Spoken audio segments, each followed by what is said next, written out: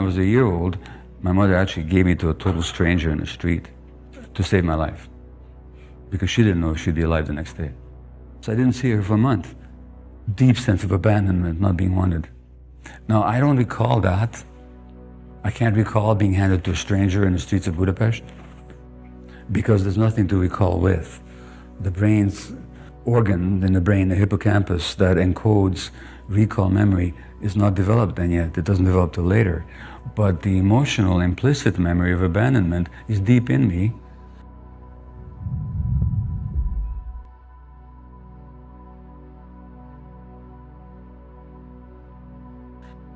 When there's a loss emotionally, that translates into biology.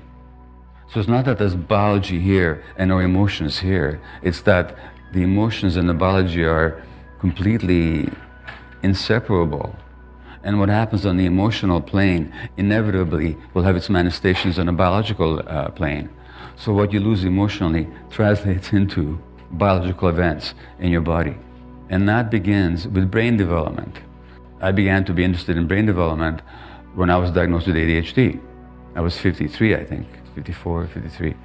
And within a couple of months, 2 of my kids were diagnosed, which seemed to go along with the mainstream medical view that what we've got here is a genetic disorder, which I never bought into for a minute. And why didn't I buy into it? Because although I didn't know anything about the brain or how it developed, I knew something. The tuning out, the absent-mindedness that characterizes ADD is not a disease, inherited or otherwise. What is tuning out? It's an adaptive response to stress.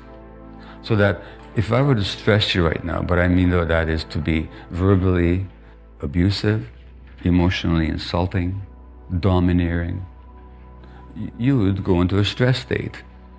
And how could you deal with it? Well, you could just walk out the door. Or you could stand up and say, you can't talk to me like that, I will not accept it.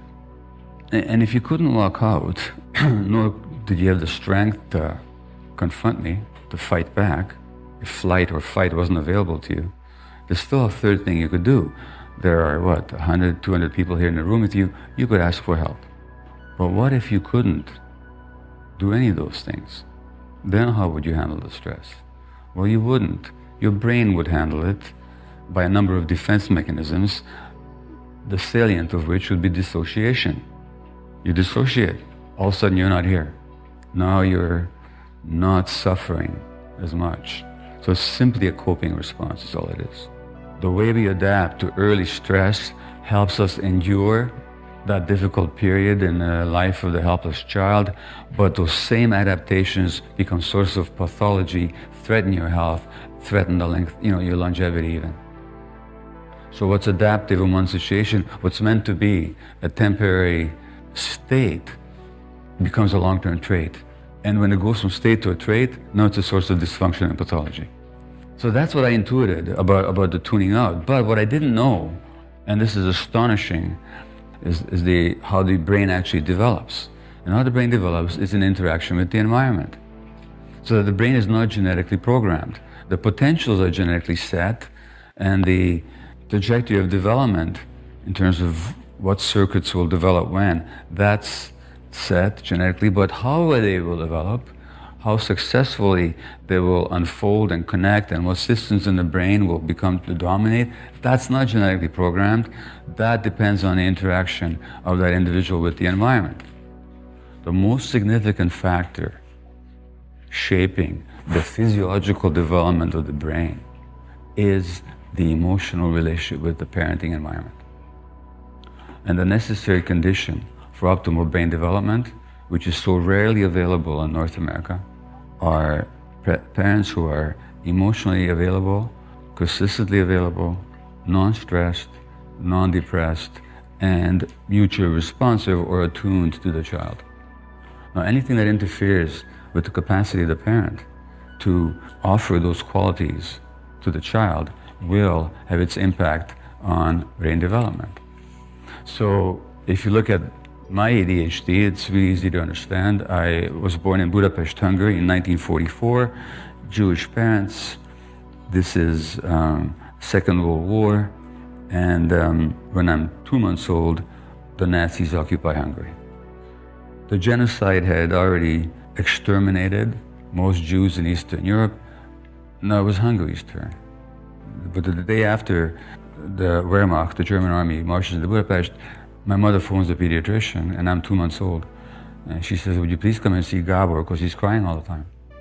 And the pediatrician says, "Of course I'll come, but I'll tell you, all my Jewish babies are crying." Now, what are you supposed to be going on? I mean, as infants, what do we know about Nazis, Hitler, genocide, Second World War? Nothing.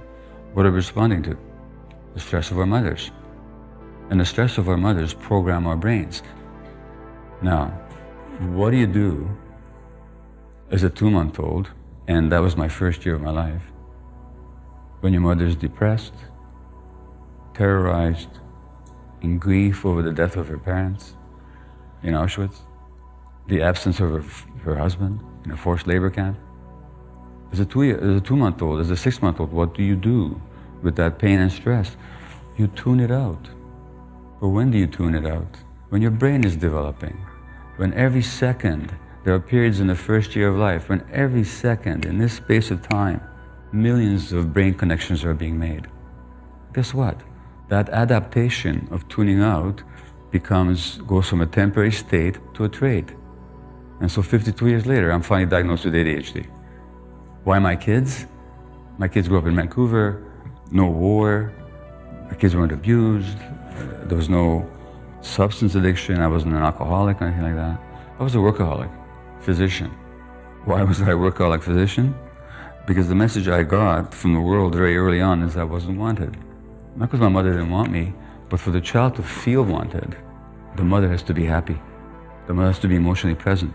And children, when they don't get that, it's all about themselves. Children are truly narcissistic in that sense. It's not a pejorative, just a statement of reality. They think it's all about themselves. They think it's all about themselves.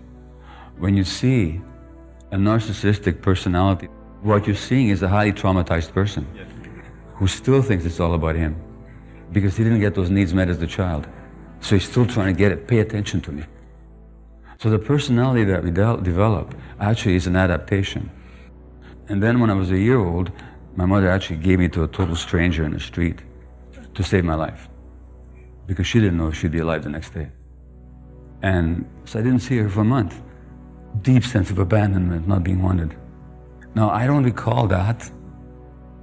I can't recall being handed to a stranger in the streets of Budapest because there's nothing to recall with. The brain's organ in the brain, the hippocampus that encodes recall memory, is not developed then yet. It doesn't develop till later. But the emotional implicit memory of abandonment is deep in me, so that when 5 weeks ago I arrived home from Vancouver, from Philadelphia, from a speaking engagement, I'm feeling really good about myself. I think I'm really centered and grounded, haha. And my wife does not pick me up at the airport, or she texts me saying I'll be 15 minutes late. I go into a rage. What's that rage about? The woman whom I need is not here for me. That's an implicit memory. And we're governed by these implicit memories until we become aware, until we become conscious, until I can notice that anger rising up in me. Anger rising. What's that about? Like Thich Nhat Hanh talks about calming. First of all, you recognize that there's an emotion arising inside you, and then he says, you accept it. Right now, there's anger. And then you hold the anger mindfully, like you'd hold a baby. Then you look, what is it actually all about? And then the insight comes, this is old stuff. Okay, well then, nothing to be upset about, right? So the solution is mindfulness, but I'm laying out the problem for you, which is the implicit memories. Now with my children, and so since I wasn't wanted, I have to compensate. Now how do you compensate for not being wanted? By making yourself needed. They may not want me, but they're going to need me. So this is going to be on all the time. And I'm available for all my patients all the time, 24/7. And I'll never say no to taking on more patients, because that's another sign that I'm being wanted, right? We're needed. Where does that leave my kids? With the sense that they're not wanted because daddy's not around. And mommy is so stressed because daddy's not around. So they tune out.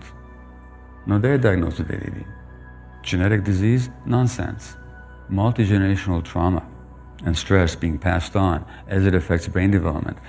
And if you want to understand why we're seeing a preponderance of childhood developmental disorders, like all these diagnoses, autism, 40-fold increase, but all these diagnoses, behavior problems, the school problem, the learning difficulties, you know what we're looking at? We're looking at the biology of loss as it's affecting the brains of our children, and then how we respond to it is with medications and behavior control, instead of saying, what's going on here? Or what's going on here is that our children are acting out their lost attachment relationships.